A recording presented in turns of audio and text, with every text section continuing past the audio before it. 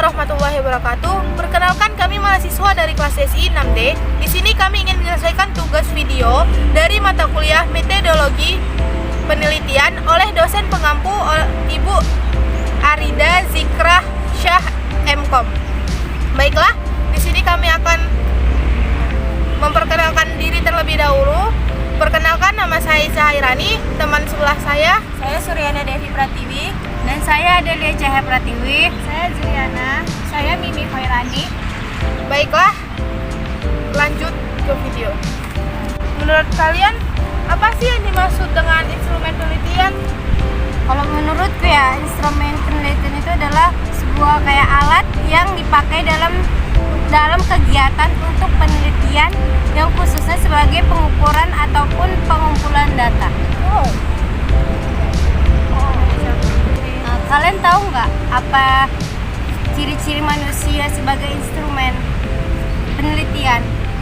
Kayaknya aku tahu nih, yaitu ciri-cirinya pertama itu responsif terhadap lingkungan dan pribadi-pribadi yang menciptakan lingkungan. Yang kedua itu dapat menyesuaikan diri pada keadaan dan situasi pengumpulan data. Itu sih menurut aku. Aku ada pertanyaan lagi nih. Apa sih definisi dari observasi itu? Oh, aku tahu nih. Observasi itu adalah aktivitas terhadap suatu proses atau objek dengan maksud merasakan dan kemudian memahami pengetahuan dari sebuah fenomena berdasarkan pengetahuan dan gagasan yang sudah diketahui sebelumnya. Nah, untuk mendapatkan informasi-informasi yang dibutuhkan untuk melanjutkan suatu penelitian. Itu sih gitu. Nah, aku ada pertanyaan. Menurut kalian jenis-jenis observasi itu apa aja sih? Kalau menurutku ya, jenis-jenis dari observasi kalau untuk menurut gini ya, jenis-jenis dari observasi itu yang pertama ada observasi partisipasi, yakni observasi partisipasi ini merupakan jenis pengamatan yang dilakukan dengan aktif terlibat langsung dalam berbagai hal, sedangkan yang sedang diobservasi. Yang kedua ada observasi sistematis, yaitu merupakan pengamatan yang dilakukan sesuai prosedurnya atau ketentuan yang sudah dirancang sebelumnya. Dan yang ketiga ada observasi eksperimental, yaitu observasi eksperimental ini dilakukan dengan melakukan tindakan yang mengendalikan situasi, yang kemudian dilakukan pengamatan terhadap gejala ataupun fenomena lain yang diteliti. Aku ada yang nanya. Gimana? Ya, paham. Ya, benar. Aku mau nanya ini, tahapan observasi itu gimana ya? Tahapan itu ada terbagi tiga. Yang pertama itu tahapan deskriptif.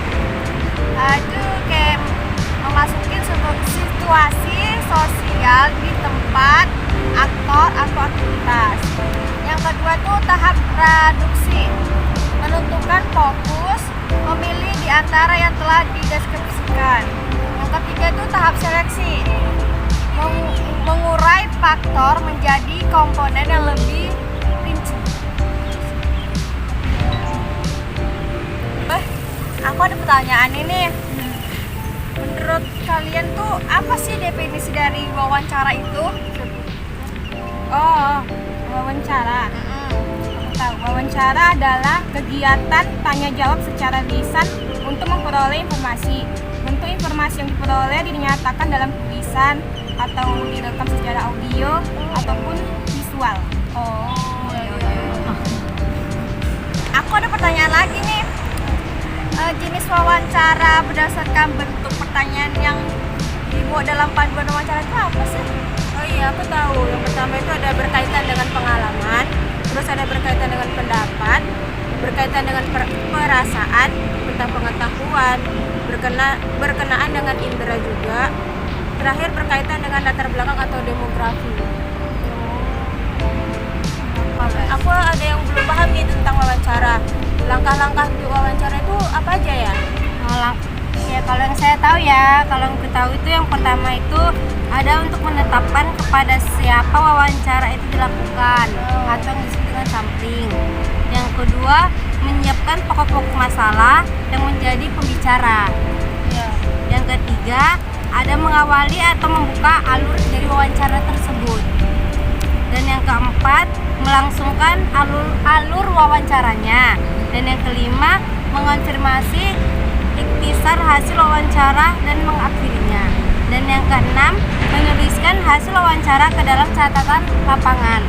Dan yang ketujuh, mengidentifikasi tindak lanjut hasil wawancara yang telah diperoleh. Yang diperoleh itu. Oh ya. Sih yang aku juga ada sih nih soal yang kayak kurang paham gitu lah, yang mana tahu kan apa itu apanya ya apaan? Ada nih nomor 9 yang soalnya yang disuruh jelaskan definisi teknik dari pengumpulan dokumen. Bacanya. Kalau menurut aku nih ya, dari yang aku tahu, teknik pengumpulan dokumen itu merupakan catatan peristiwa yang berlalu. Jadi teknik ini disebut juga teknik pengumpulan basis data. Dia memiliki kredibilitas yang rendah tanpa dukungan.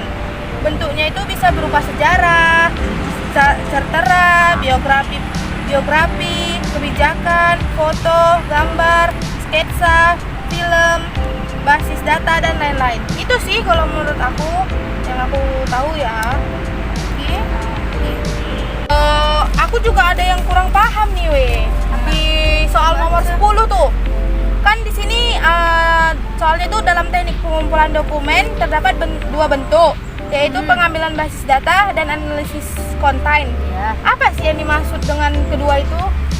Kalau apa tadi, teknik pengumpulan basis data itu bisa disebut teknik pengumpulan data juga, cuman dia memiliki kredibilitas yang rendah tanpa dukungan.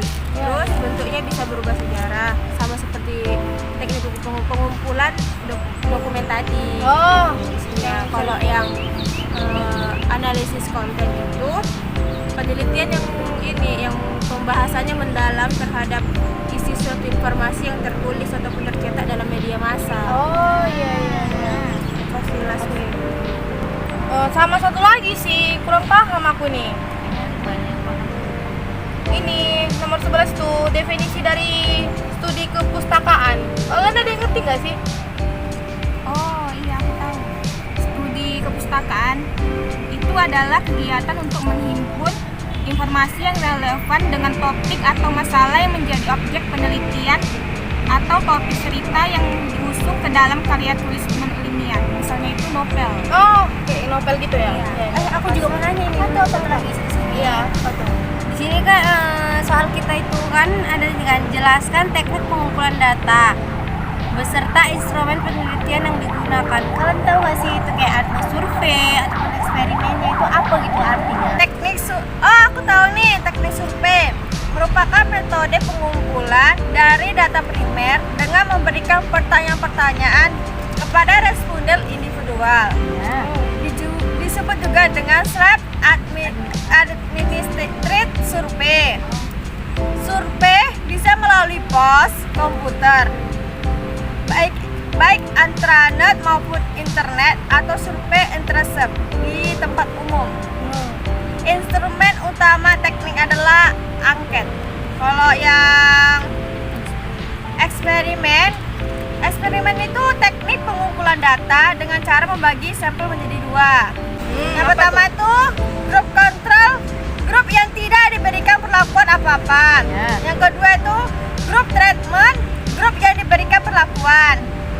Menggunakan kuesioner atau angket eksperimen sebagai instrumen utama. Itu sih yang aku ketahuin. Paham. Oke. Soalnya saya baca gitu juga. Oke, ya. Karena takutnya kurang pas. Sekian video dari kami. Jika ada jawaban yang salah, kami mohon maaf. Saya akhiri. Wassalamualaikum warahmatullahi wabarakatuh.